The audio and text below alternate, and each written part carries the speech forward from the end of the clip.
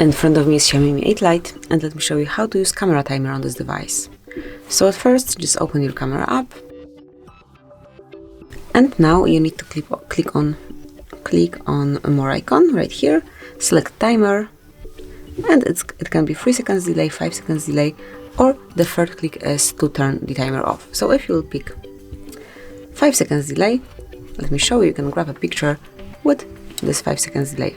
At first you will see the countdown,